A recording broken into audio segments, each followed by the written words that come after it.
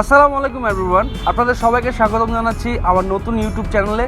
আশা করি আপনারা সবাই খুব ভালো আছেন। যারা এখনও আমার ইউটিউব চ্যানেলটি সাবস্ক্রাইব করেননি, প্লিজ আমার ইউটিউব চ্যানেলটি সাবস্ক্রাইব করে ফেলুন এবং পাশে থাকা বেল আইকনটি চাপ দিতে ভুলবেন না, যাতে আমি যখনই নতুন ভিডিও দেই আপনারা যেন নতুন ভিডিওটা সাথে সাথে পেয়ে যান। এডিটিং ক্ষেত্রে আমরা ড্রামা এডিট একরকম করি, টিভিসি একরকমভাবে এডিট করি, আমরা মিউজিক ভিডিও একরকমভাবে এডিট করি। তো আজকে আমি আলোচনা করব ড্রামা এডিট আসলে কিভাবে করবেন। সো দেরি না করে চলুন শুরু করা যাক।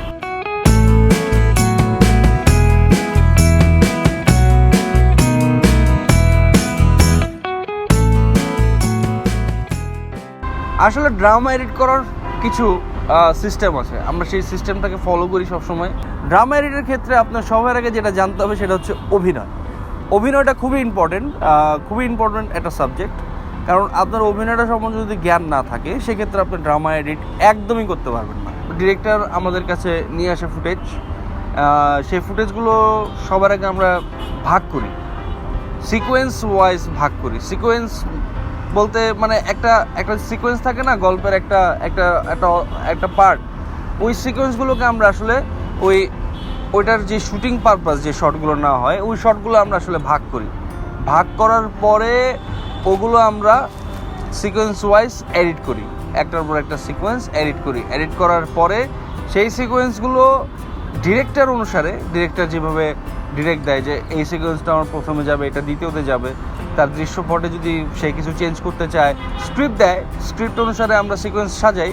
কিন্তু স্ক্রিপ্ট অনেক সময় ডিরেক্টর নিজের মতো করে সেট করে। অভিনয় সম্বন্ধে একটা জ্ঞান থাকাই লাগবে। আপনার অভিনয় পারতে হবে না, অভিনয়টা বোঝার জ্ঞানটা থাকতে হবে। মানে অভিনয় হচ্ছে কিনা বা অভিনয়ে কোনো ভুল আছে কিনা বা তার এক্সপ্রেশনে কোনো সমস্যা আছে কিনা সেটা বুঝতে হবে। এবং এক্সপ্রেশনটাও বুঝতে হবে যে আসলে আমার আর্টিস্টটা কীভাবে এক্সপ্রেশন দিচ্ছে, সে ভুল দিচ্ছে না সে ভুল দিচ্ছে না, এবং ভুল আর সঠিক এটার মধ্যে একটা জানতে হবে, বুঝতে হবে যে এটা ভুল না এটা সঠিক। হ্যাঁ, ড্রামায় আপনার বুঝতে হবে ইমোশনটা বুঝতে হবে। আপনার কোন সিকোয়েন্সে কোন ইমোশন ডিমান্ড করতেছে, কোন সিকোয়েন্সে কার রিয়েকশন ডিমান্ড করতেছে, কার কথায় কার রিয়েকশন দিতে হবে সেটা ডিমান্ড করতেছে। এটাকে আমরা বলি ইনসার্ট। অডিও ব্যালেন্স সম্বন্ধে জ্ঞান থাকা লাগবে।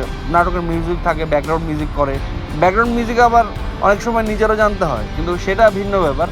সেটা ডিপেন্ড করে আসলে আপনার ডিরেক্টর কী চায়। ডিরেক্টর যখন শুটিং করে ওখানে কিন্তু আপনার কিছু আলগা নয়েজ থাকে। আলগা নয়েজ বলতে এরকম অ্যাকশন 3, 2, 1, 0 রোল অ্যাকশন।